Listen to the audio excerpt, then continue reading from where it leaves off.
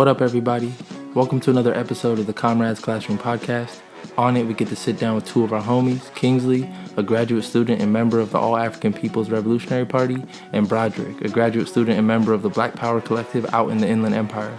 They share a lot of expertise about direct organizing and why it's important to study alongside the work in the field.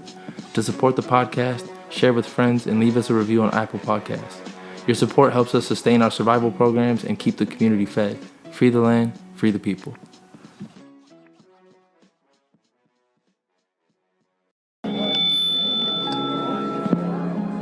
Excuse me, everyone, I have a brief announcement to make. Jesus was black, Ronald Reagan was the devil, and the government is lying about 9/11. Thank you for your time and good night.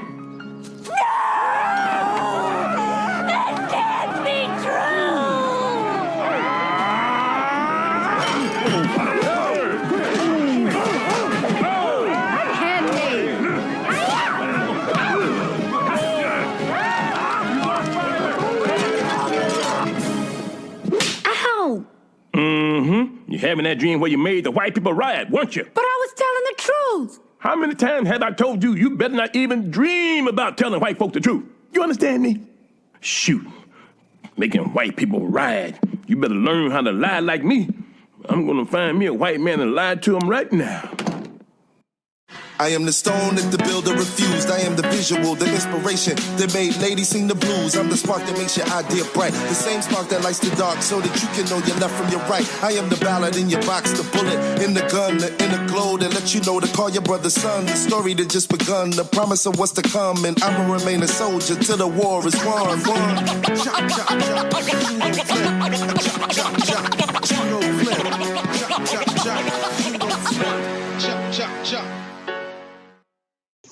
All right, so I'm really excited to be here, sitting here with Kingsley and Broderick, some of the other homies from the coalition. And one way we usually get started with our intros is really just for y'all to introduce yourselves, and if you can, like the first time you speak, just say your name and spell that out for folks. It's just that accessibility thing we've been trying to do and include into our intros.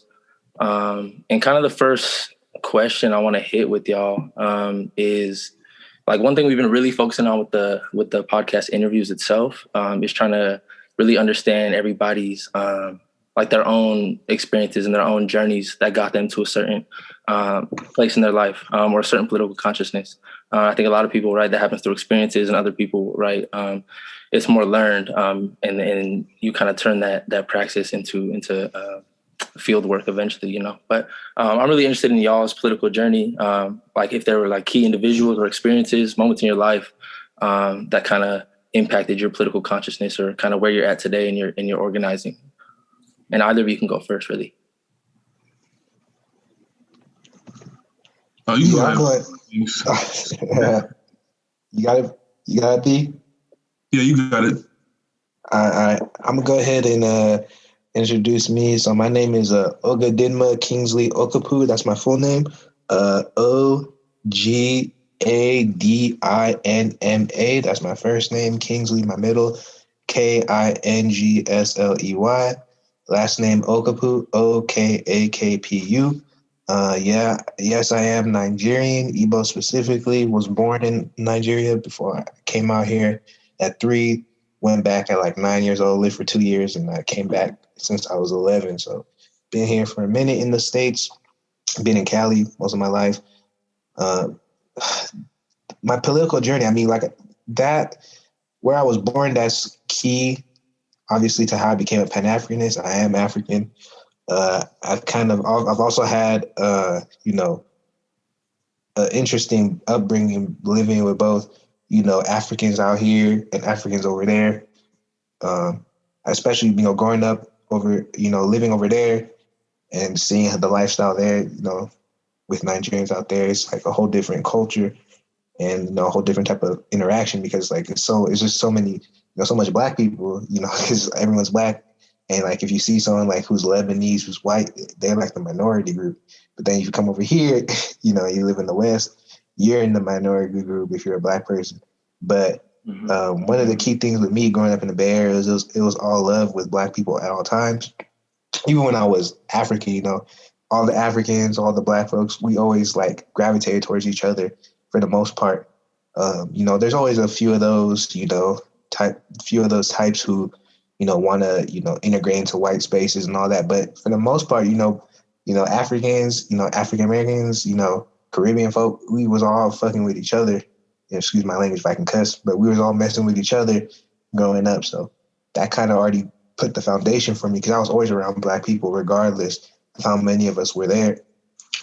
When I got to college, you know, I was liberal, yeah, but I always considered myself open-minded because I was a scientist. So I didn't just like to, you know, I had a scientific mind, so I didn't like to just go with things just because everyone thought it was popular, just because people thought it felt good. You know, especially if y'all follow me on Twitter, you know, I'm kind of somebody who likes to go against the grain. You know, I'm always questioning stuff, even if it's just sports. You know, I'm gonna just be like a counter troll, like, well, you know, it's just too much hype going into something. So it's like I always got to break it down and be critical about it. So that's kind of how I did with like politics before. I had a concrete set of politics. And when I met one of my mentors who's on Twitter, Shay, hood biologist, he basically introduced me to Pan-Africanism, give me that infamous Kwame Ture defining Pan-Africanism on YouTube. You can actually find that video. But ever since then, you know, I became more and more radical. I started reading more into socialism. I got introduced to socialism in AP Euro in high school. And shout out to my AP Euro teacher. He was pretty, like, you know, objective. He didn't really demonize socialism. He just kind of taught about it. And I always thought it was interesting. So when I heard Kwame Ture talk about that with Pan-Africanism, just got me into doing more research and doing more reading. And the more revolutionaries I read, the more radical texts I read, you know, the more it made sense just off an analytical standpoint of how do we change society. Like a lot of these radical revolutionaries, so like analytical and methodical in their approach. And like, if you see how they implemented it, you understand why certain individuals were able to have successful revolutions, were able to accomplish such good things, because they were methodical, they're strategic. You know, they weren't just talking abstractly, but they were also practicing and looking at things in the material sense. So that's kind of just how I got to where I got to right now. Yeah, man, I appreciate that. That shit's important, because I think one of the things you really touched on towards the end there, I know I experienced a lot too, was getting my hands on like the vocab, and like not like you see these things in your everyday life that you, like you're saying, you want to contest, and that you see as violence, but you don't know how to like really break it down. And like having those texts, having access to elders like Kwame Ture, and I remember my sister handed me Malcolm X when I was younger. Like having access to that, having the vocab finally, like, was something that, you know, really kind of, it automatically like connects with you, especially, you know, being African and all that. But I want to bump that same question over to you, B. Just kind of introducing yourself and helping us understand kind of your journey. Yeah. So my journey. Oh, first let me introduce myself. My bad. My name is Broderick Dunlap. You spell that with Broderick. Last name Dunlap, D as in dog, UNLAP. Yeah, I just go by B most of the time, so that's fine. And as far as my political development, how I got to where I am today, politically, it's been, I would say it's like it's like a windy road to me becoming or like adopting political or radical politics. You know, I grew up like I would say in a pro-Black household. You know, my parents are from the South. I was born in Mobile, Alabama. You know, my great grandfather was like really heavy in the civil rights movement. Like he worked with Dr. King, and my paternal grandma, she's still alive. You know, she did work with the Panthers in West Philadelphia back when she was a teenager. So it was like always in my blood. It was always around me, but I didn't really get like politically activated until I was a young adult. You know, just it was really out of like sheer curiosity. I think like similar to King's, I was a liberal. Like the first time I got to vote was like Obama's second term was my first election. And, I just saw that it was a black man, becoming president. So I thought that was a good thing. But eventually, I guess I just started to challenge things based on my personal experiences. I was a college athlete, and I was getting ready. I was like trying to get a scholarship to transfer, so I had to stay on my grades. And so I was in the library like all the time, trying to have a good GPA. And I ended up picking up Malcolm X's autobiography just like by chance. I hadn't heard about him and just decided to read his autobiography, and kind of it really just went from there. Around the same time was like shortly after I was reading that, it was like the rise of the Black Lives Matter movement kind of popped off, and I got involved, and that's where I really started to develop politically, not so much like within the organization, just like the people that I met. There was I think the people that like I can point to for sure that like kind of set me in the right direction are comrades that I'm pretty sure some of you, like y'all have met within Black Lives Matter. It was Avery that put me on to like, the Black Panther, or not the Black Panther Party, but more specifically like Huey Newton's politics. There was Quentin who, kind of turned me on to, Black feminist politics. Yas, another member of the Black Power Collective. When I first met them is when they really they just kind of gave me a bunch of different books to read, because I just came into the org just kind of gung ho and wanted to like do my part. And they kind of, grounded me, and then I just kind of took off from there. I kind of developed a socialist politic when I was a labor organizer. I was working with the Fight for 15 campaign, and I met one of my good comrades, Cotto. They had, started talking to me about, worker solidarity, because I was very like narrow in the people I tried to reach in my organizing. I was like, I'm only going to reach out to the Black workers to try and unionize them. And she kind of put me on to the class perspective, and, putting that into practice. And then, just the more I studied, the more I developed, and just throughout the years, I just, came to where I am now. I appreciate both y'all's perspective. Y'all dropping a lot of, and I like, again, like that last point you kind of got, or one of the key points you kind of got to was once you kind of got out in the field was when your comrades, right, were really able to put a lot of literature and a lot of organizing shit into your arsenal, I guess, if you will. I know that shit happened to me about a year ago, and because I know a while back I had been listening to like Hello Black podcast, and I knew a lot about the people's programs and the shit that they were doing up in Oakland, and a lot of my homies have been organizing with them. I know y'all know Jordan and stuff, and we had him on the pod not too long ago. But it wasn't until I was able to actually get out in the field myself and like have comrades that were able to actually put me onto stuff, and like y'all have been saying, like push you out of those like liberal ideals that a lot of people come to it with. But we could bump to the next question. And I think y'all kind of both already touched on it. Really, this idea, like what value do we see like studying? Like what's the value of studying within the revolutionary struggle? B, or whoever wants to take it first. What do y'all kind of see in like the value of knowing yourself and knowing your history, right? And how do these things relate to both the material conditions that our people face, but also how we understand and analyze the material conditions our people face? I'll go ahead, Broderick. I think for reading, it just gives you a handbook, like instructions. Like, if you ever build, or if you ever try to build something, and if you try to do it without instructions, it's going to take way longer, and you're going to go through a lot of trial and error. Yeah. And and make a lot of mistakes that you could have avoided if you just read the manual. You know what I mean? So that's kind of what, reading and studying is just reading the manual. If you have revolutionaries who's led revolutions, who've done nation building and have encountered, the tactics like, CIA plots and encountered, like things like,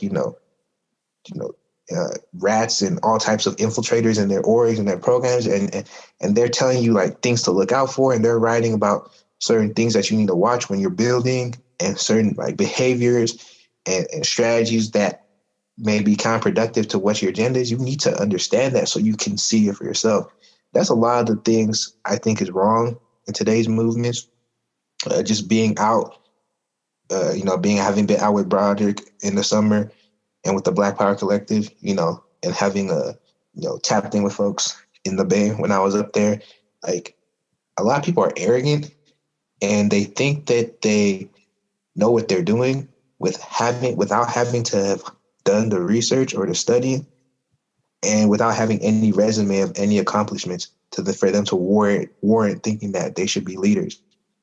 So, we're in an era of clout chasing, where a lot of people a lot of people are just like trying to position themselves for platforms, but they haven't accomplished anything at all. If you look at their track record materially, what have they accomplished? Mm-hmm. Nothing that they could really vouch for. Like, no political education background where they're really radicalizing folks and pushing the good word. No material accomplishments they've gotten like locally at all. Mm-hmm. And then when you ask them about their political, principles and what they believe in, it's very faulty, and you can tell they're not doing the reading. So it's a lot of those individuals. And because I think too many organizers, because they don't understand the severity of what it is we're fighting for, too much space is being given to these people. And, I think people need to go back to these texts and do this studying and, really understand that why studying is important, because we're making too many mistakes that we shouldn't be making. And it's because a lot of people aren't reading or internalizing what they're reading. Yeah, I 100% agree with what King said.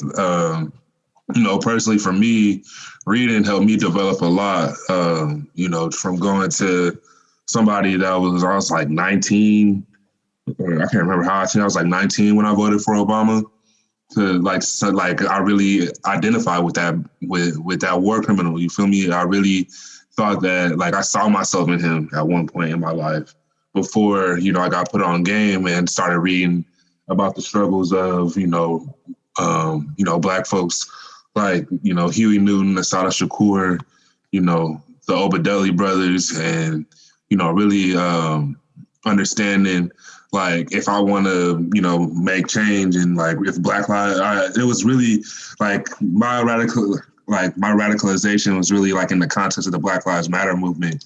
So I think the real question for me is like what really got me going in the research was, if we're talking about Black Lives Matter and we know that Obama, got some faulty, foreign policy towards Africa and towards Haiti, specifically at that time, then it really made me question a lot of who is really for us. And it's not just about, our like identity. It's not all skin folk ain't kinfolk, that old saying. So I think that reading is paramount in the struggle. It's just as important as, doing the actual work.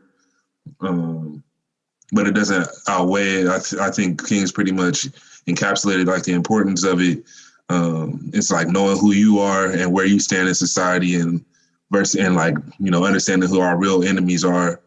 And then also like the shortcomings of like people that might come off or might appear to be for you, but like really aren't, learning about doing that with, I was in the multinational organizations and thinking that was the way for Black folks. And then to come to the realization after doing more reading that my ancestors had already like dealt with that and, came up with solutions with the contradictions that come up in, multiracial leftist parties. So it's all about reading and learning and knowing our history. Man, that shit is so important because, I mean, to both of y'all's points, like, I think a lot of people listening to, and like all of us here as well, like have a lot of similar experience with y'all, with like first being liberal, with having identified with Obama as being something progressive, right? Even though he's the head of an empire, right? And a war criminal, right? And so I just think that's super validating for folks, right? Because people think that, I think a lot of liberals too think that like a lot of people who they would consider radical, like put themselves above them and they like recreate these chauvinist hierarchies in their own minds. But I think like what y'all saying is like this shit, like coming to political consciousness is a process, and it is something that like no one just like started at. But I have a kind of a follow-up question to what you and Kings were saying, where like how does living within the heart of the empire, right? Like having only this political perspective from being an American, from being from benefiting from like all of the luxuries of global capitalism and the violences of global capitalism. Like how does that reality work to create like this hyper delusion around what you were saying, Kings, like understanding really what we're up against when we're talking about imperialism, when we're talking about like empires? You know, I just finished reading Jackson Rising not too long ago, and it was in an interview. Chocolate Lumumba kind of talked about some of the shortcomings that access to the vote and these institutions kind of fogged our vision and made us lose sight of our initial objective, which was like self-determination and freeing the land. And it didn't bring us access to, economic and political power. So I think that, really just political, like we were just talking about, political education is going to help us like kind of mitigate against that, like, delusion or to thinking that that we're straight or that we're as Black folks as we're like on equal footing or that we've made any progress, and just making and like really refocusing people on the real goal, which is freeing the land and self-determination and independence.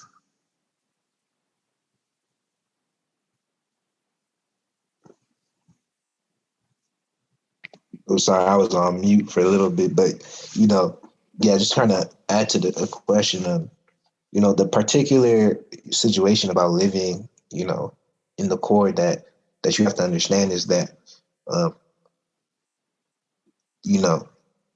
political contradictions, political struggle here is gonna be different because of the way the government is structured. And I say this for example, one of the examples key is supporting social democracy, for example, free healthcare, minimum wage, all that stuff. Supporting it in the imperial, core is different than being in the global south supporting it. Like if you're in the global south and supporting it, you're trying to support nationalization of your own resources. You're trying to support better redistribution of what your own country is producing. When you're in the imperial core, the resources you're trying to nationalize or you're trying to redistribute comes from other countries.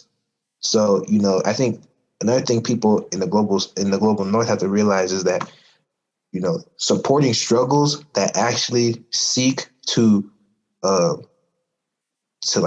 shift that whole dynamic is actually the most crucial. So, when like for the New African movement, for example, they push for sovereignty, self-determination. Those are movements that deserve support because that's saying that, we want to be able to control, as Africans, we want, to control our own destinies, our own ways of negotiating. That type of political power structure leads to Africans in the global north to having non-imperial relations with Africans around the world because you're divorcing yourself from that Western power structure, that Western political structure. Like the movements of self-determination, the movements of indigenous sovereignty, those weaken the global North imperial relations because you're basically constructing your own nation that is owed to you, that's your right, based on, the history of the U.S. and what was enacted by the settlers. You're basically taking that power structure and you're weakening it. So, because now you're taking away your dependence on this imperialism, your dependence on this exploitation. You're taking that and you're making, yourself self-reliant. You're making yourself independent. And when you have independence, you can now change your relations globally.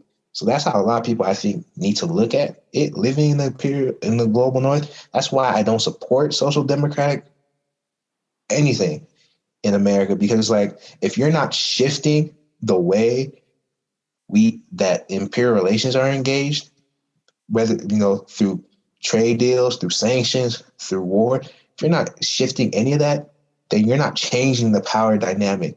You're just basically saying, we're going to take what we've been exploiting overseas and you're going to redistribute it to where you live, to where we live in the U.S. So a lot of the core power structure is not changed. Indigenous people still wouldn't get their land back or their sovereignty. Africans will still, get the worst piece of the pie that's going to be shared. So people got to understand the power relations of what it means to be in the global north in comparison to the global south, and understand what positions that you need to take that's actually going to challenge that. And that's what's going to get people on the right path to building the right, programs and doing the right PE. Yeah, this is Alejandro here, and I definitely don't want to drop the topic on the global economy and how Pan-Africanism aims to combat Western hegemony and shit like that. But one thing I wanted to get back to is the sense of political identity and the significance of political consciousness through studying. And one thing I heard Broderick mention was he came from a family who participated in the civil rights movement, who participated in radical politics themselves. And I was curious, both of your thoughts were on the significance of studying one's own people. I myself, I'm Mexican, and I'm a historian in Mexico, and I think that really politicized me in some sense, because I was able to study economic structures and why the situation is the way it is.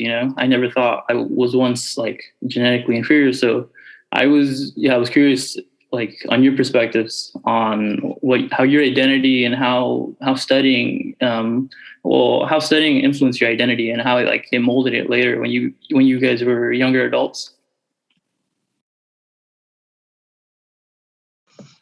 As far as studying goes, I know this is just an anecdote, I guess, but when I used to get in trouble, anybody that knows me, I'm big as hell. So my mom, instead of giving me a spanking or whatever, she would make me do a book report on Black history.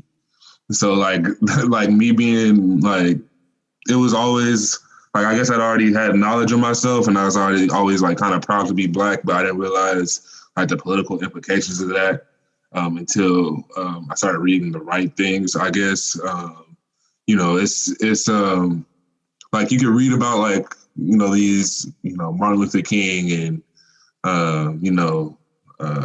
just all these other Langston Hughes and James Baldwin, but if you're not aware of their politics, then it kind of doesn't serve that much an impactful purpose. So I think it's really just me studying the right things, me learning about watching YouTube videos of Kwame Ture and Martin Luther King talking about getting this check and learning that he was armed, even though he believed in self-defense, and why he believed in self-defense. Definitely, I guess, helped me learn what it really meant to be African American in the United States. Yeah, man, for me, it was, reading about and studying, it never gave me a better grip on trying to relate better to my people, because I've kind of always related to my people, just from interacting with them in person all the time, growing up with Africans, being around Africans my whole life, Africans in America, Africans in Nigeria. I think for me, most importantly, what reading did was politically, gave me the understanding of what it was that we wanted to accomplish as a people. You know, it kind of tied together all our experiences, and it tied together all the struggles that we would relate to. Because there's always things and always posts of, if you are Black, you understand, you know, why you went through this, or every Black person has this experience, and it, you know, it's always something relating to poverty and like the action of preservation and an action of survival that we would do, you know, and that was always culturally similar. So when I started to read, I started to understand why, you know, we encounter these things, and it helps you and your people strategize better as a collective to be able to address it.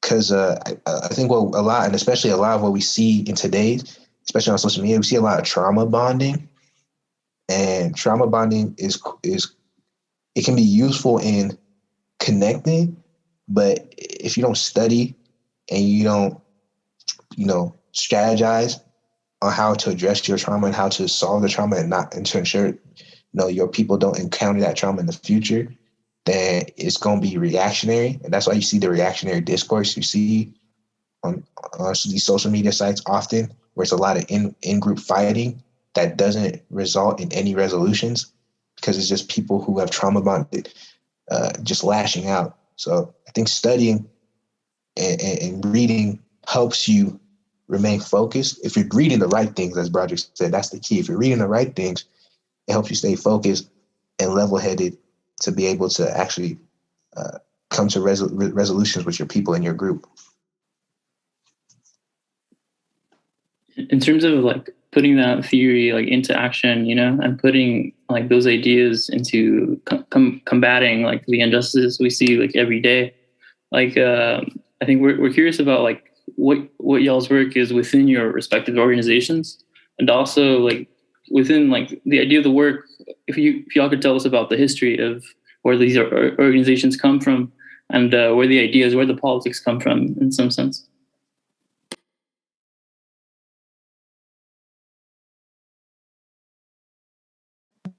So I can go ahead and talk about mine. So my org that I'm involved with, the AAPRP. So they were founded, and we were founded by Kwame Nkrumah, Kwame Ture, Sekou Ture, Amilcar Cabral, and Alamine Jenga. They all got together to formulate a radical party that would help promote the building of Pan-Africanism. This was during the time of counterinsurgency to a lot of the African independence movements. So to try and, you know, keep the Pan-African agenda, and to fight off the micro-nationalist reactionary tendencies that ended up, unfortunately, overtaking the continent because of the CIA trying to implement neocolonial rule. But to combat that, they tried to form a party that was going to keep the Pan-African politic alive and going. So that's kind of what our party is for. Is for training Africans politically, building Africans, and politically educating Africans, and building a network of Africans that share, you know, a common agenda and a common goal, so that we can achieve that Pan-Africanist global agenda. So we do a lot of PE work, a lot of cadre training, and then we also do a lot of outreach to develop coalitions so we can push initiatives that's going to help Africans globally. My role specifically, definitely one of PE heavily, but also trying to do outreach as well, connecting with people locally where I'm at. You know, that's how I connected with D when I was in the Bay. You know, reached out to multiple people. You know, got together with them to try and build the bonds and build the ties that's needed to form a common front. Because I think one of the things that I want to see specifically, for example, is I want to have another Pan-African Congress like we did when we had the 5th Pan-African Congress in the 1950s. That's what Kwame Nkrumah defined, and others defined Pan-Africanism as a socialist politic. Like that was like a lot of people say you don't have to be socialist to be Pan-African. Pan-Africanist. And yeah, before the 50s, you didn't. But after the 50s, after the Fifth Pan-African Congress, which was pretty important, and if you're Pan-Africanist, you should know what that Congress was, because, I mean, it helped spur the African revolutionary movements and independence movements that you saw all throughout the 60s through 80s. So that conference was pretty crucial in the 50s. But if you were at that conference, it was defined that Pan-Africanism was a socialist politic. So, that's one of my goals, is for us as Africans to have that central agenda, because the last time we had it, you saw all the good that came with it. You saw, Malcolm was in Ghana, talking to Nkrumah, and Nkrumah instilled Pan-Africanist politics to Malcolm, to MLK. The Panthers were having international solidarity with Africans who were struggling for independence movements in the 60s. You saw Fidel show solidarity with Africans in their independence movement. You saw a lot of Africans show solidarity back. And then you also, if you listen to my pod of the episode regarding Haiti, even the Haitians as well were showing solidarity to Black Panthers and to Africans on the continent as well. So it was truly a global time period from the 60s to the 80s. We talk about a lot about how we regressed after that, with Reagan, with neoliberalism, we regressed from, the radical politics we had from the 60s and 80s. So one of my agendas and what I want to see is I want to help develop that, united front and between African people, and help build coalitions among all colonized people. But one with Africans where we're unified and not fragmented, because when we're fragmented, we have a lot of reactionary nonsense like solidarity is a myth and all this stuff, and people misinterpreting what solidarity actually even means or what it actually means to build coalition. It's not kumbaya, it's material. You have a common goal, we have a common goal, we align and fight for that common goal, and we set boundaries and terms that we need to honor as a community, formally, politically. That's what nations do. That's what, political entities do. That's why it's important to organize and have that, and not just operate as individuals. Because if you operate as individuals, then you say nonsense like solidarity is a myth, because you don't know what solidarity is, because, somebody says some racist stuff to you, or you didn't like how this non-Black person was, or this non-Black person, is anti-Black and all that. So it leads to a lot of reactionary feelings. But when you have a political organized entity, which is what the AARPRP is about building, then you can actually converse as orgs and say, this is our boundaries, this is what we want to work for, these are our terms. That's solidarity, that's coalition building. So Pan-Africanism will also help with doing that with Africans and non-Africans or non-Black people as well.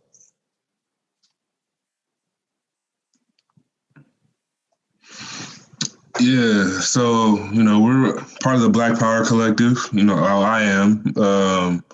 We just recently changed our name almost exactly a month ago. We were originally Black Lives Matter Inland Empire. And, we're started by, two community members, Matthew Young and then Yao Salcedo, who founded the Black Lives Matter chapter. As you guys might know, we recently split with them based on, political differences, lack of financial transparency. And, we are looking forward. We're looking to the future, hopefully to really build a strong parent presence in the Inland Empire, a strong radical Black presence. For as long as I've been organizing, that just hasn't existed. It's been real difficult to build, but it seems like, we've been really making some progress in doing that. The programs that we're doing right now is political education and mutual aid. We're always organizing and helping community members that are victims of state-sanctioned and racist violence. But we really focus on political education and mutual aid because we feel that, political education is, how we get people activated, to, be willing to do the mutual aid programs, to understand why mutual aid programs are so important for building up the community, for building community infrastructure so that we can, have, build, sustainable mass movements to, show solidarity with the rest of the you know, with the rest of the diaspora. You know, we think that, you know, as far as our mutual aid programs, it's mostly, you know, feed the people programs. You know, with the pandemic, we have PPE and all that. You know, we have, you know, we're all just a bunch of like community members. If we know anybody in the medical field, so we can get a medical, like a free clinic side to our mutual aid program, that would be great.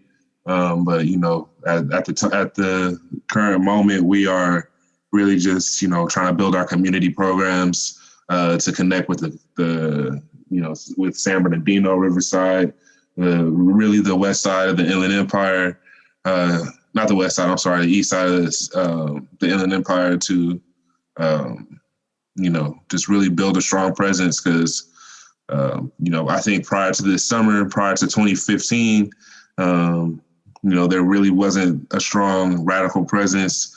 You know, we have, along with like the great work that we've been doing over the last couple of years, you know, when we first started, we caught quite a few L's organizing. And then my work when I was with the Party for Socialism and Liberation, you know, it was really difficult building a radical presence out here. But you know, that's our main goal, is just really, you know, consolidating and building Black power in the IE. I appreciate you both. So the next question we kind of have, y'all kind of already touched on some of it a little bit. And I think we focus so much a lot of times, like on, my bad for that. We focus so much a lot of times just on the past, right? And just on specifically like past failures. And I think it's super important, obviously, to study the downfalls that other revolutionary movements, that our elders face, that, you know, all these things. But like, I've been reading We Are Our Own Liberators, and I'm in Jalil's class right now that he's doing, his 6 weeks class. And he talks so much about like this, also the need to focus on what we're building, right? Not focusing all our energy on, but like on the actual systems and programs that we need to build. And so one of the questions that I kind of want to end with maybe like one more after, but it's like, what's next for y'all? Or what do you think should be next?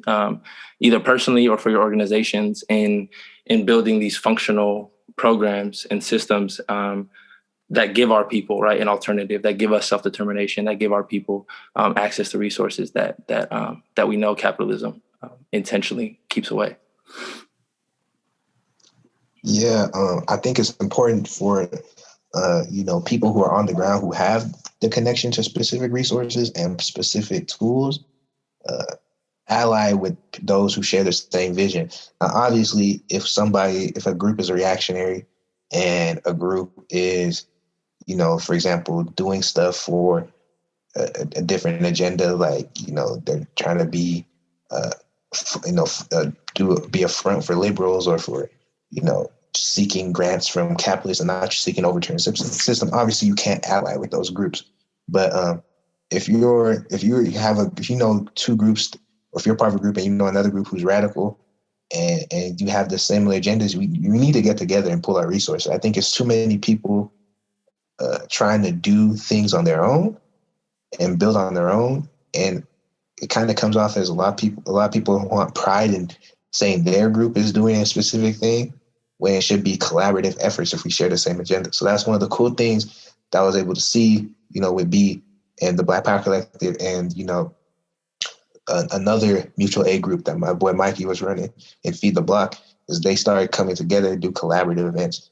And that's the type of thing we need to do. You know, if we're for the same struggle, and we want the same things, we shouldn't be in competition with each other.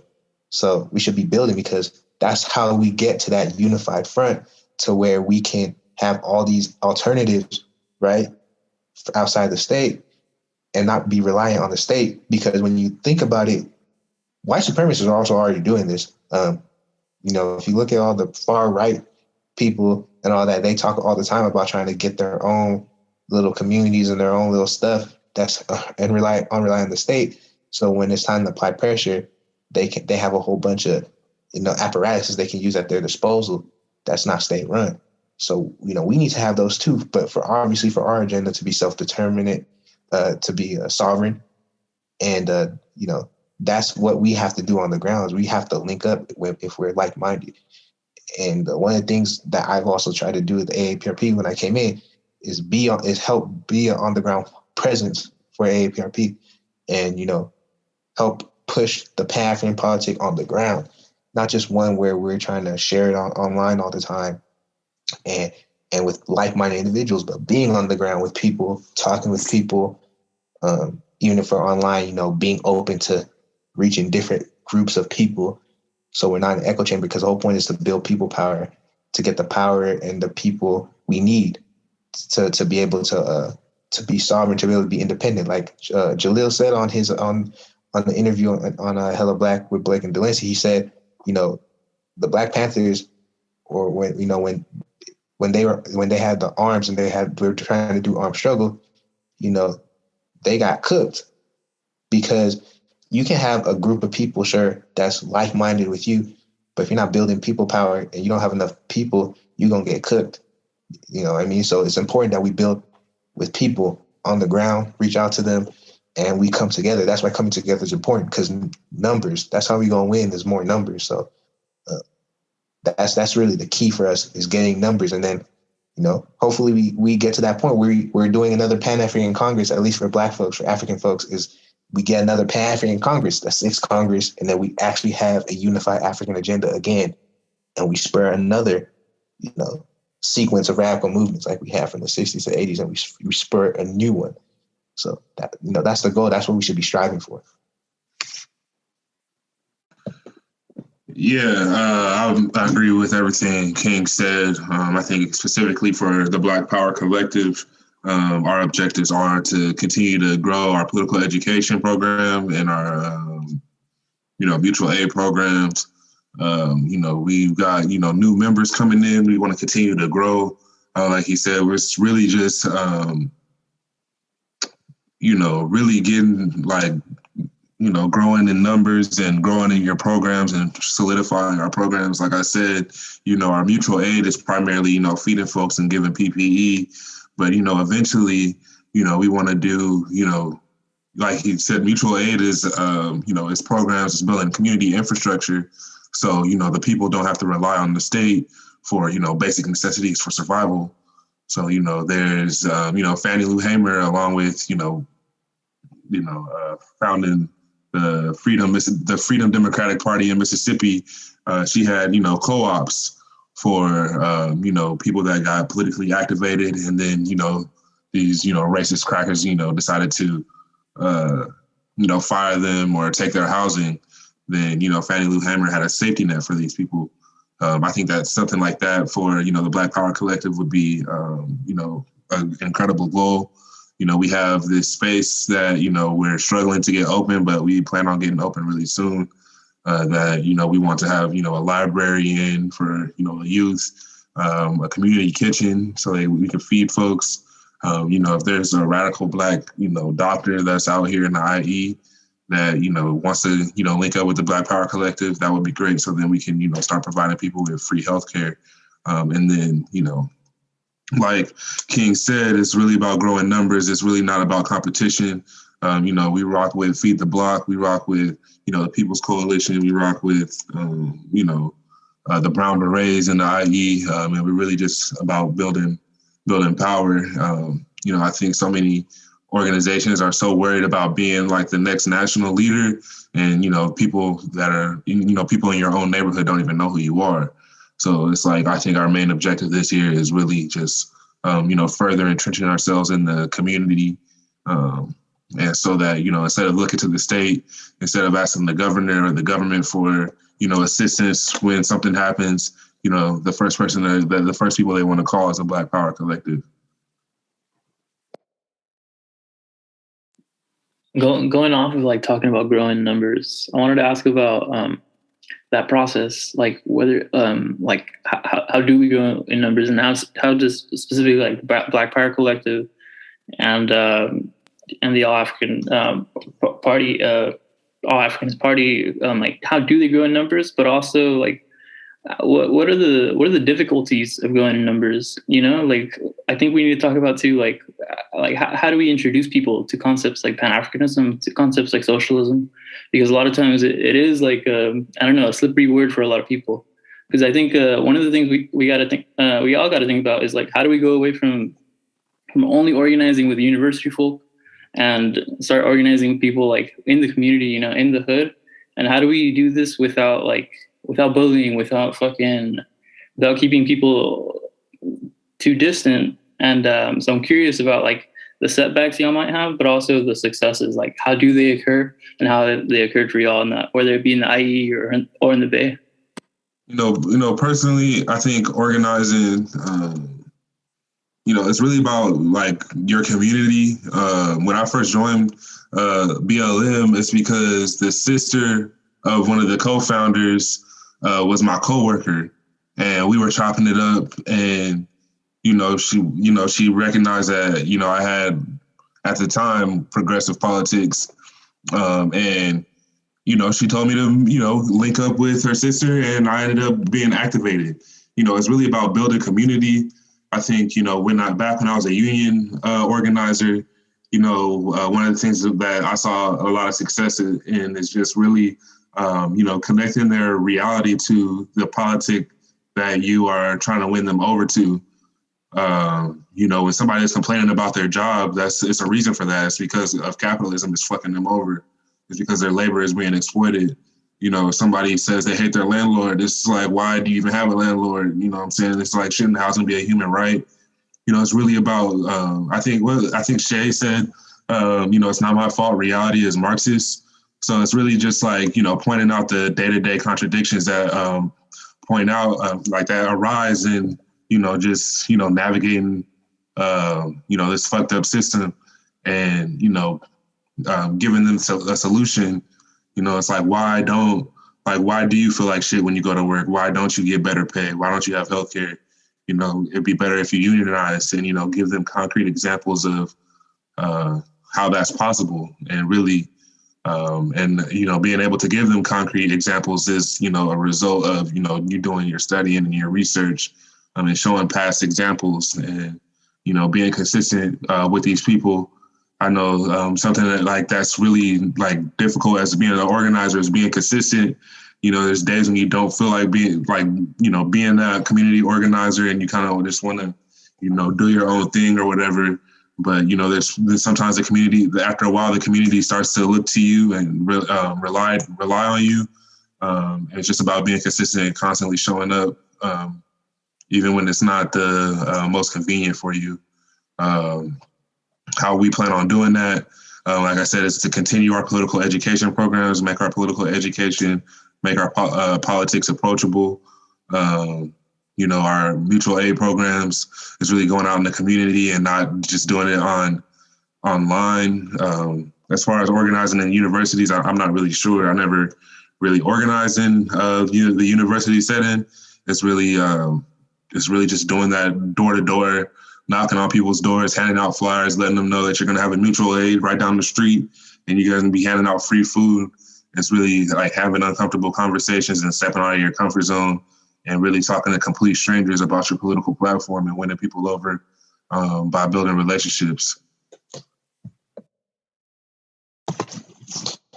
Yeah, I mean, Broderick nailed it on the head. It's about being, in the field, being present, making sure people see you in person, that you're showing face. That's very important. Obviously, this isn't something everyone's able to do, but if you're able to do it, you pretty much have to do it. That's the only way you can build the numbers.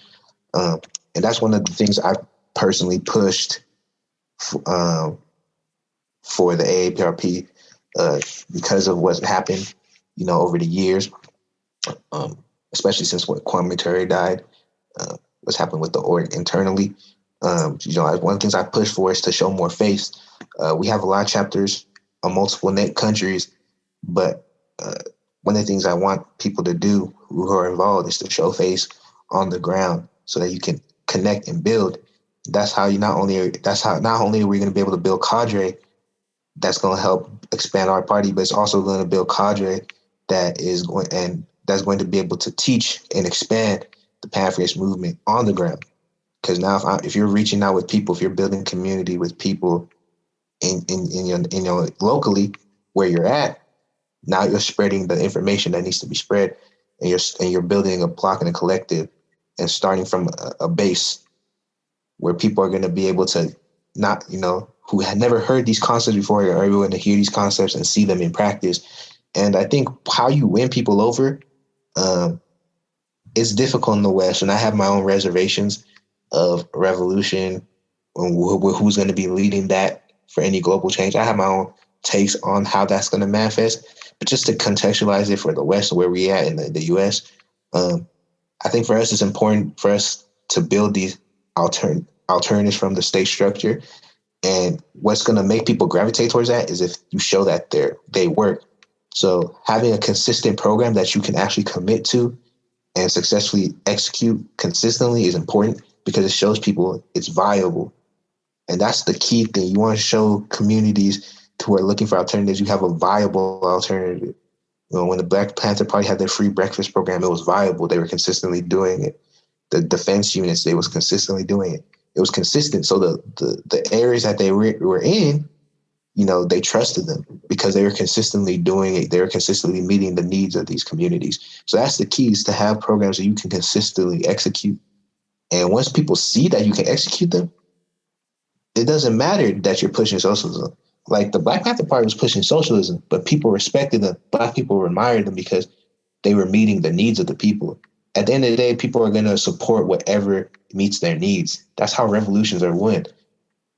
They're won because these people see that what you're pushing is going to help them. It's working for them. So they're going to support you because they're tired, as Broderick said, their work exploiting them. They're tired of not being able to afford healthcare. They're tired that they have to constantly think about, can I make rent? Am I going to have a roof over my head for me and my family? Things like that. At the end of the day, like whether you want to call that socialism or not, it doesn't matter, because socialism is a mechanism. It's an economic system. It's either, we all have equity and we all control the resources so we can have it distributed evenly, or a few people do it and get rich and make us all miserable. You know what I'm saying? If you understand and you break it down from that concept, it doesn't matter if they want to call it socialism or not. That's just what it is. So if you support all of us collectively owning it, you're supporting socialism regardless. It doesn't matter if you think it is or not. That's, we had these Pan-Africanist debate, and I know Broderick saw it, of where people were like, Pan-Africanism, you don't have to be a socialist to be Pan-Africanist. Socialism is Western thought. And Kwame Ture already told you, like, just because Marx observed what socialism was in practice in an industrial sense doesn't mean he made socialism. Marx even himself, if you read Marx, he cites the communalist approach from the pre-colonial African societies as inspiration for what equitable society he wanted for an industrial world. Communism has the commune for a reason, communalism. Communalism is primitive communism. That's already a concept that existed. So like communism, socialism, these are concepts regarding equitable distribution and, and equity in a society that draws on the pre-industrial, pre-capitalist world. After capitalism happened, after nations industrialized and developed, we had to have a different way of being equitable, because we've been introduced to so much of this development. We have to have a new way to make it equitable. That's when Marx started, coining socialism and communism. But these were already mechanisms that had existed in our own people.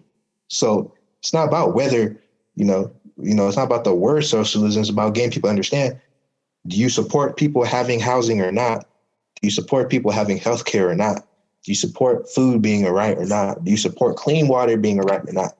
When you can break it down to these concepts, the other part is easier to get people to buy into.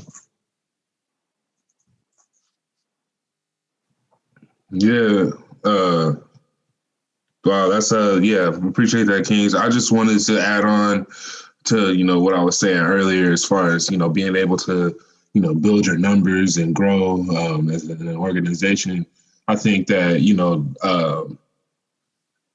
I have like internal conflict about this, because I think to a certain extent movements do need gatekeeping. but it's like also not gatekeeping like your organizing at the same time, and like finding that balance. I think one thing is that I learned in like I take a lot from when my time as a labor organizer, and my boss used to always tell us like you should be organizing yourself out of a job, you know, and it's like, you know, the people that you're trying to activate, the people that you're trying to organize, you're trying to like activate and like develop them into organizers so that they can organize people. And then, you know, it becomes like this thing. It's never, I think it's like taking yourself out of it and just really like seeing the way that like, how can you grow the movement? It's not how can you grow your own specific like organization. How can you like uplift yourself and, you know, like solidify yourself as a leader within your community or your organization or whatever. Is really like, how can I make myself most useful to, you know, push Black folks closer to liberation? I think it's, we have like these political education classes. We try to do those monthly, and then we have a whole political education course for recruitment.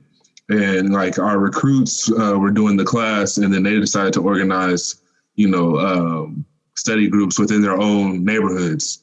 So it's like, you know, doing that and like, you know, encouraging people to like do the work themselves is gonna, you know, when you give them the tools, and then, you know, it's up to them to build. But I think really like, instead of, you know, trying to, you know, put yourself up there and like make yourself this leader, it's really about being humble and, you know, pushing others to be leaders.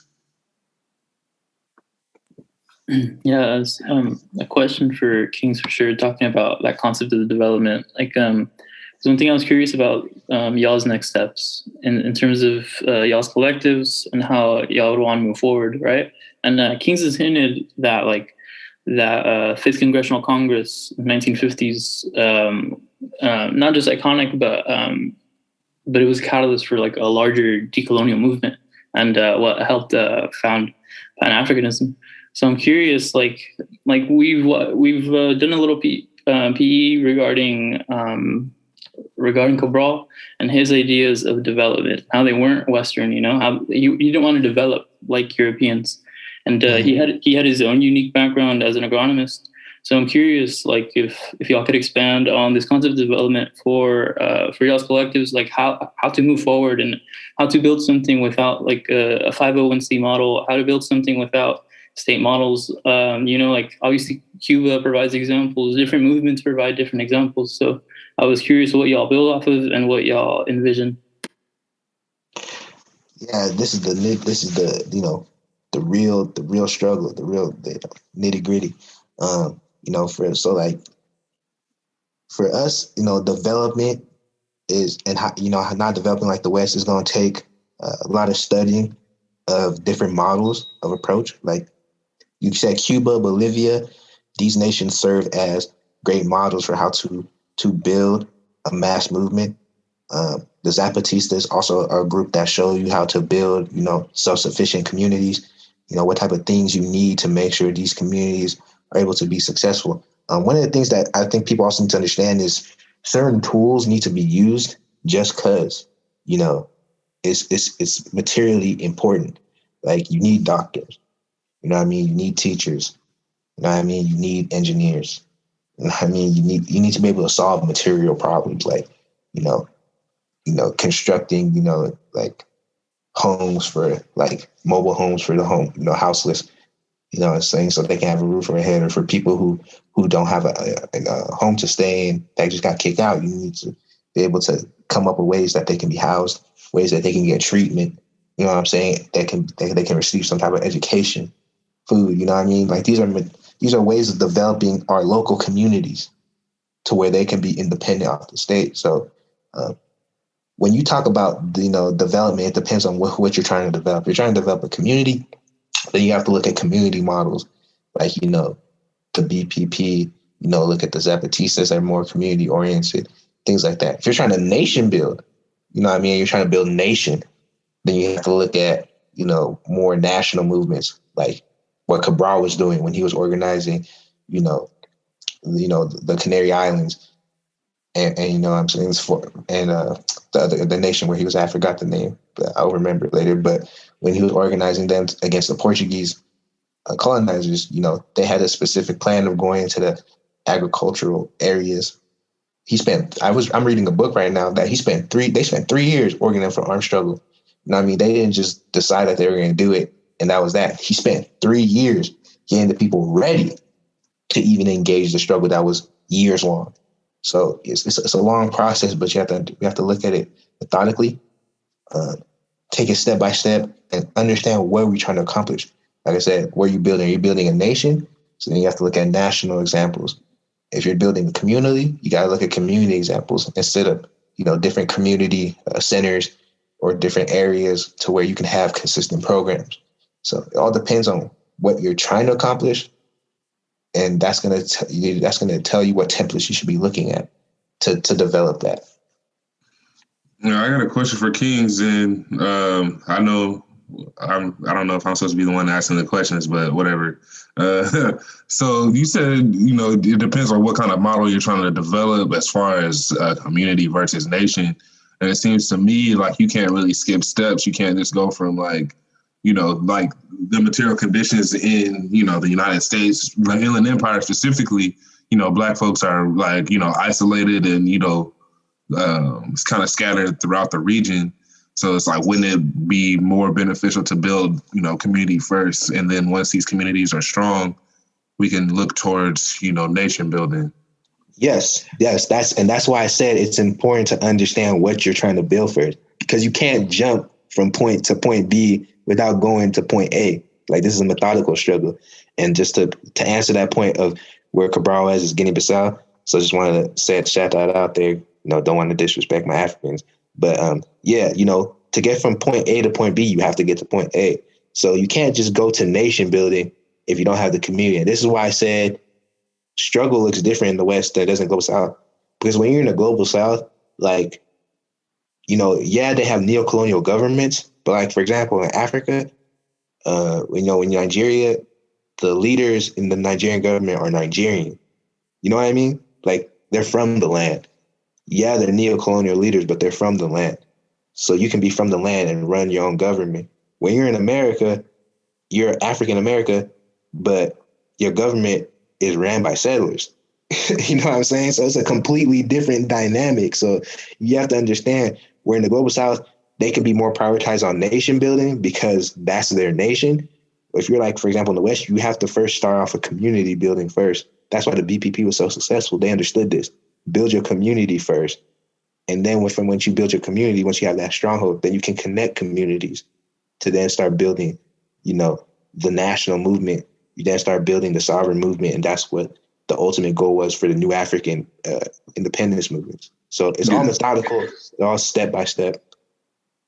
Yeah, because I think about the Black Power Collective and our work is really like kind of following the blueprint, the Panthers, and later, you know, the new African independence movements kind of laid out for us as, you know, building strong communities and then eventually reaching out because, you know, like I think another thing that's like something that might be difficult as far as, you know, specifically building Black power is the demographic in the IE. You feel me? Mm-hmm. It's, you know, it's predominantly, you know, Chicano, Latinx, and it could be, you know, growing up out there, I know we used to have riots every year between Black and brown folks.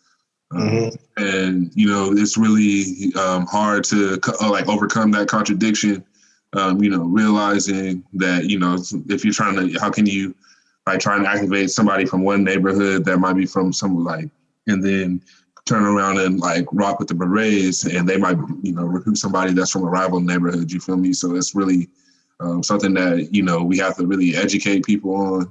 Right. But I was thinking, I'm losing my train of thought. You know, as far as like, that's kind of like our goal is being able to reach out to other organizations after we have like, you know, a strong community. But I was kind of thinking about, you know, as far as Pan-African politics, how do we like navigate it somewhere like the Inland Empire where, you know, folks might not be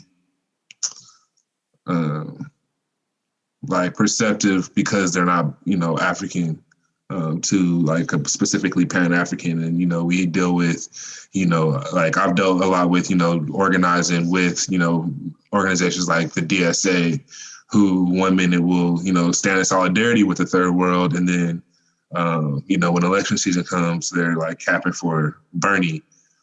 Mm-hmm. Right. And that's where that PE and historical understanding of showing people that, there are Africans that are in solidarity with the people here. And that's going to make you stay in solidarity with your people globally.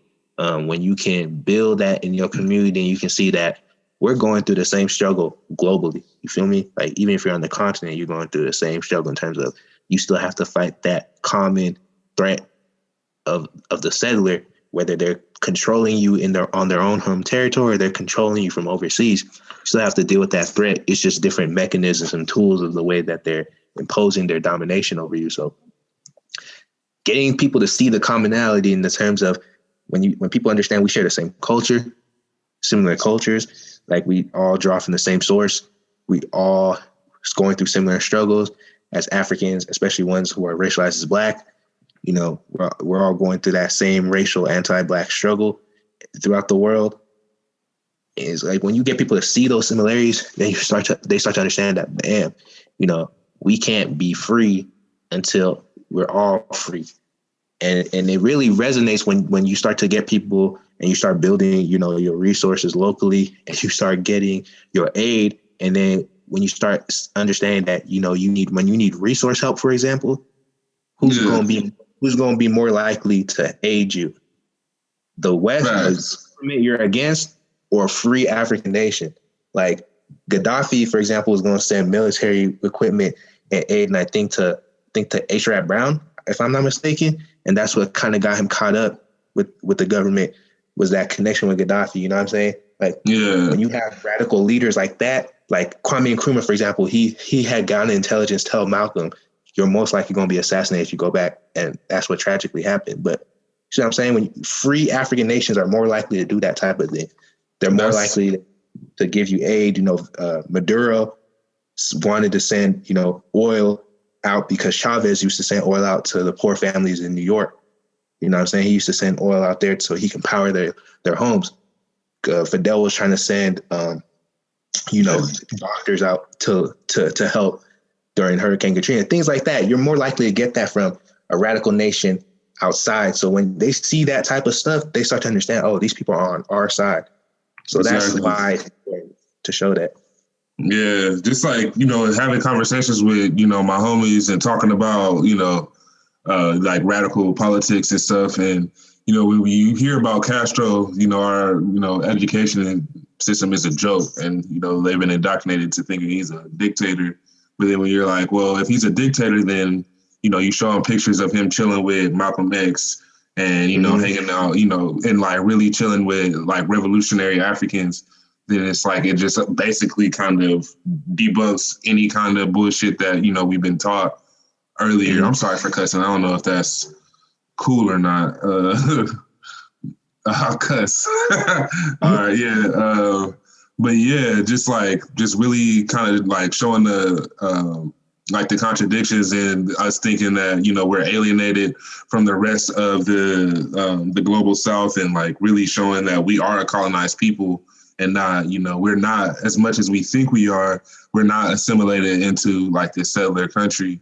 And I remember just thinking about on Twitter and, these ADOS idiots that are always like, trying to alienate the rest of the diaspora for hopes of some like bullshit, futile, economic concessions from the state, begging for, assimilation basically. And they're like, how can we get our reparations from, for globally if we can't even, take care of ourselves? And it's like, if we had a movement instead of focusing on, free college and small business loans, we had a movement focusing on, dismantling Africom and South Africa and South Forward. Like, come on, we would have the resources to, instead of, beg for reparations, to take reparations, because we have a strong mass movement that, freed the land in Africa. So, of course, they're going to show solidarity and exchange resources with us so that we can get inspiration, not only to develop ourselves, but to continue to help develop Africa and the rest of the diaspora. So, kind of piggybacking on what Kings was saying, like, it's really like I think to a certain extent, we're focusing on the wrong things in our struggles. And just like, I think just thinking about single issue movements, I think that they're important as far as getting people activated initially. But as far as having a mass movement towards, making real material change for, Black folks in the imperial core and the periphery, like we really have to focus on like, an anti-imperialist movement, building communities that eventually, start, moving towards building, nation building.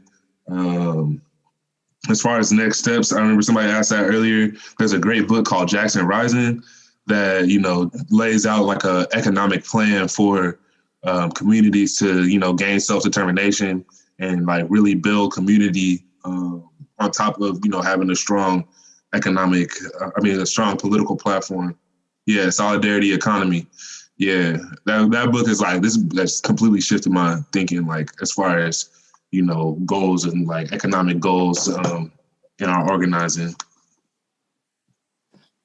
Yeah, I mean, shit. What y'all are saying is kind of made me think just about this question about organizing in our context, right? Organizing within the heart of the empire, within a nation, right? That is still occupied by settlers. I always think back to Russell Maroon Schultz in this blueprint he lays out about like this. He talks about like this mosaic, right? Having a mosaic of autonomous communities, and I think understanding the way in which Maroon societies and Maroon communities operated is hella important for that, because I mean we saw the way in which they created these solidarity economies that we're talking about alongside indigenous communities as well, and that was how they were able to resist and survive the violence of settler colonialism. And I just think even for us today, understanding kind of that framework that we need to be building these mosaics within our hoods, these mosaics within our neighborhoods and our communities, because we understand our context the best. Like the context in Santa Ana and Anaheim is going to be different than out in the IE, and the context for the disabled community within those two communities is going to be different as well, right? So there's probably going to be, I know, like out in IE, right? I know y'all got like Spoonie Uni and like those folks out there. Like there's going to be separate orgs organizing around disability justice, but that are also like working in tandem, like with Black Power Collective, right? And so it's these autonomous kind of this mosaic of groups kind of working towards that same goal. But understanding that they know their context the best, they know their communities the best, they know their neighborhoods the best, and allowing them to create that solidarity economy within that until we have the opportunity for a mass movement. But like we all know that in the context that we live within in America, especially, that like we're so far from that. And so I always think back to that model of the mosaic of autonomous communities that's built off of those Maroon communities that Russell Maroon Schultz talks about. That shit for me is always super enlightening to understanding it more. I mean, especially when we think about too, we see for example, like the trans and non-binary and queer community having their own. They organize their own people and create their own safe spaces. And I've seen Kings, I've seen you talk about it, where it's not just as simple as handing somebody self-defense weapons, right? And saying, go out and now you're good, now you're safe, right? Because that's not reality, but it's actually building networks and organizations within that can actually teach and organize sex workers and trans folks, right? How to defend themselves and how to move differently. But I don't know, that conversation made me think of, and back to Russell Maroon Schultz. I don't know if y'all got anything else. Alejandro, do you have another question? No, I think we're good, and I think we both held them up for a little bit. But thank you. Yeah, we appreciate your time for sure. Yeah, I mean, it was great to talk. I think one of the last ones I have, I think Broderick talked about this, that I want to harp on, that's key for us is, and for movements in general, we need to have movements based on a core set of principles. So when the Black Panther Party came out, they came out with their 10-point plan, right? They came out with a core set of principles for their ideology. They weren't, like Broderick said, they weren't they weren't Broderick, what was that word you called again? Single issue organizing. Yeah, they weren't single issue organizers. You know what I mean? When you have single issue organizing, it's easy to get co-opted. When you're single issue organizing for healthcare, it's easy then for someone to come out with Obamacare that isn't a real solution. And what ends up happening is you come out with Obamacare that's not really satisfactory, but since you're a single issue group, they quote unquote, solved what your people wanted, so you shouldn't be complaining anymore. And like you kind of see that with the Fight for 15, politics regarding the wage issue and the wage disparity with the global South aside. If your whole focus is Fight for 15, they can co-opt that and say that, well, it doesn't matter that you don't own your labor. It doesn't matter that the workers don't have ownership over their hours. As long as we end up at some point giving them $15 an hour, then we've solved your problem. And then at that point, you've lost the energy behind your people because you're so focused on this one thing that your people aren't mobilized once it's addressed in a certain manner. So we need to have principles of like, we want to be able to control our labor. Like we have to be outright. Like we want to be able to control production. We want to be able to have flexible ability to be able to control what wages we need, to be able to always have access to healthcare, to be able to always have access to housing. And it has to be a comprehensive agenda. The comprehensive agenda is powerful, not single issue. Comprehensive agenda is what's going to keep people going. It's going to apply more pressure. That part. Yeah. Just like single issue organizer at the end of the day is reformist. It's like, what do you want? Do you want revolution? Do you want to build a new world? Or do you kind of just want to put a Band-Aid on something or do you want to assimilate? So, yeah, that's just my last issue, my last point. For sure. Well, I mean, unless y'all got anything else, I think we good there. Like, y'all ended up hitting things on that we had on the interview questions without us even asking. So appreciate y'all. We good to stop recording? Everyone cool? Yeah. Black Power, free the land. If y'all want to plug anything, I know Kings, you got a pod. I know y'all got stuff. So if you want to plug anything, go ahead and do that. Yeah, go ahead and tap into the Forever Podcast for PE. Support Black Power Collective. Support Feed the Block. Support Hella Black. Support people's programs in Oakland. Support radical Black orgs and radical African organizations. Tap into the AAPRP if you want to be, connected to some global African struggle as well on our social media page, AAPRP International or AAPRP, just, the @ on Twitter. We're going to be, spread news for African diaspora around the world so you can at least be knowledgeable and keep that ingrained in you to help you move better and navigate better. Yeah, tap in with Black Power Collective. Like you said, Feed the Block does good work in the IE. Justice Table, all those organizations. Tap in with Left Out Magazine, building a radical black platform for media and cultural production. I'm trying to think of something. I don't want to forget nothing. Oh yeah, Black Power Collective will be coming out with our political platform, our own version of a 10-point program real soon. So, if your org aligns with what we put out, tap in with us. I know some of y'all here today because y'all think jail is cool. But see, y'all wouldn't know nothing about that. I ain't cool about jail, nigga. Ain't nothing cool. I've been here 10 years, and I ain't never getting out. Never. I ain't do much, just kill somebody. It ain't like the nigga ain't have it coming. He sure did. See, y'all think it's just about us in here, but this is about an oppressive system designed to keep niggas down. Y'all wouldn't know nothing about that. What about you, little nigga? You know about that?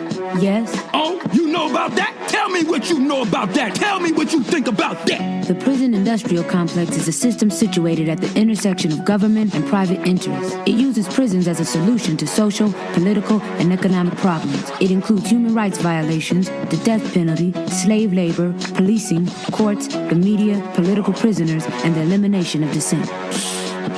Nigga, did you just say what I was trying to say, but smarter?